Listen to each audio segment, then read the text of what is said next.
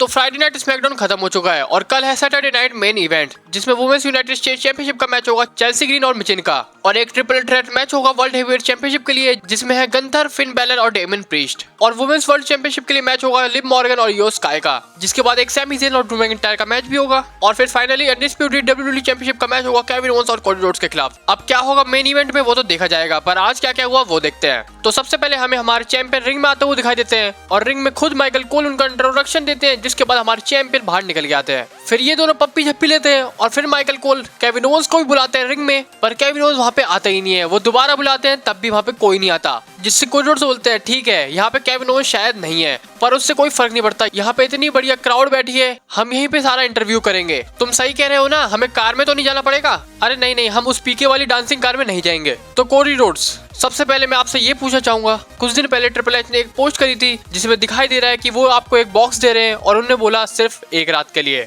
तो कृपया करके वो बताएं हमें क्या था वो चीज। और कोडी रोड्स उसके बारे में कुछ बोल पाते उससे पहले केविन ओवेंस फिर से अपनी डांसिंग कार से बात करते हैं। ये क्या पूछ रहे हो तुम, किसे फर्क पड़ता है, उसने कुछ भी दिया हो इसे, तुम इससे मेन बात पूछो जो तुम्हें पूछना चाहिए, जिससे ये सही सही जवाब दे। आखिर ऐसा इसने किया क्यों? क्यों उसने रोमन के साथ हाथ मिलाया? क्यों उसने मेरी इतनी अच्छी दोस्ती खत्म कर दी? क्यों आज रैंडी ऑर्टन इंजर्ड पड़ा है? सब कुछ क्यों हुआ है? ये मान क्यों नहीं रहा? इससे पूछो ये क्यों। ऐसे केविन ओवेंस हर बार की तरह वही बोलते हैं जो हमेशा बोलते हैं, पर फिर कोडी रोड्स बोलते हैं हम यहाँ पे इसकी बातें क्यों सुन रहे हैं, क्यों ना मैं इसे पकड़ के यहाँ अपने आप ले आऊं। और फिर कोडी रोड्स भागते भागते बैक स्टेज में जाते हैं और तभी केविन ओवेंस पीछे से अटैक करते हैं कोडी रोड्स पे, और फिर ये दोनों लड़ते लड़ते रिंग में पहुंच जाते हैं। वहाँ पे गार्ड्स भी आते हैं उन्हें रोकने के लिए, तो ये गार्ड्स को ही मारते हैं और फिर ये आपस में लड़ने लग जाते हैं, रुक ही नहीं रहे होते हैं, जिसमें एंड में केविन ओवेंस अनडिस्प्यूटेड चैंपियनशिप ही मारते हैं कोडी रोड्स के मुंह पे, जिससे वो सीधे लेट ही जाते हैं। पर मुझे इन सब चीज में सबसे बढ़िया चीज एक ही लगी, जो थी केविन ओवेंस की टी शर्ट। जिसके बाद वुमेन्स यूनाइटेड स्टेट्स चैंपियनशिप का टूर्नामेंट होता है, जिसमें मैच होता है मिचिन और टिफनी स्टैटन का, और उस मैच में विन कर जाती है मिचिन। फिर इसी टूर्नामेंट का एक और मैच भी होता है जो कि होता है बेली और चेल्सी ग्रीन के खिलाफ, और उस मैच में विन करती है चेल्सी ग्रीन। तो अब सैटरडे नाइट मेन इवेंट में मैच होगा मिचिन और चेल्सी ग्रीन का यूनाइटेड स्टेट्स चैंपियनशिप के लिए, जिसमें विन करने के चांसेस चेल्सी ग्रीन के ज्यादा है।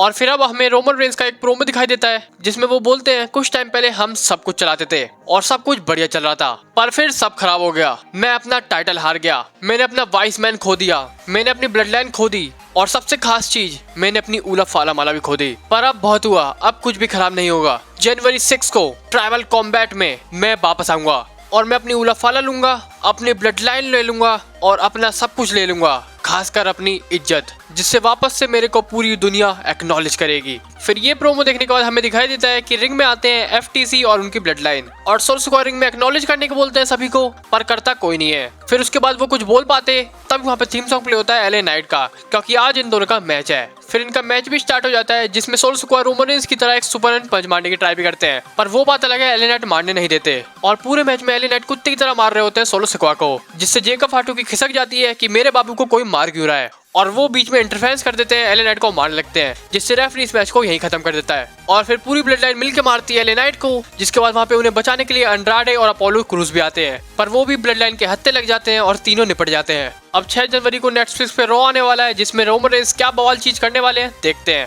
पर अभी के लिए इस लुक्के को देखते हैं क्या बोल रहा है। हाँ भाई निक, मैं सुन रहा हूँ सब कह रहे हैं कि तूने मेरे लिए बहुत खतरनाक अपोनेंट ढूंढा है और वो मेरी बैंड बजा देगा, पर मैं तुझे बता दूं तूने किसी को भी बुलाया हो मैं उसे चुटकी में हरा दूंगा। हाँ हाँ बेटे, रिंग में पहुंच, ना तेरी चुटकी तेरे पीछे डाल दी, देख लियो। और फिर ये लुक्का रिंग में पहुंचता है और थोड़ा शो ऑफ कर ही रहा होता है, तभी वहाँ पे थीम सॉन्ग प्ले होता है monster among man Braun Strowman का, जिसे देख के इसकी फट जाती है और ये मन ही मन में सोच रहा होता है मैच छोड़ के भाग जाऊं। पर तब भी इनका मैच स्टार्ट होता है, जिसमें ब्रॉन स्ट्रोमन बड़ी आसानी से इस मैच में विन कर जाते हैं। और ये बंदा अब यही सोच रहा होगा निक एल्डिस से संभल के बात करनी पड़ेगी, वरना अगली बार बिग शो को ना बुला ले। और ये फ्राइडे नाइट स्मैकडाउन यहीं तक था। आपको कैसा लगा स्मैकडाउन कमेंट में बताना। तब तक के लिए बाय बाय।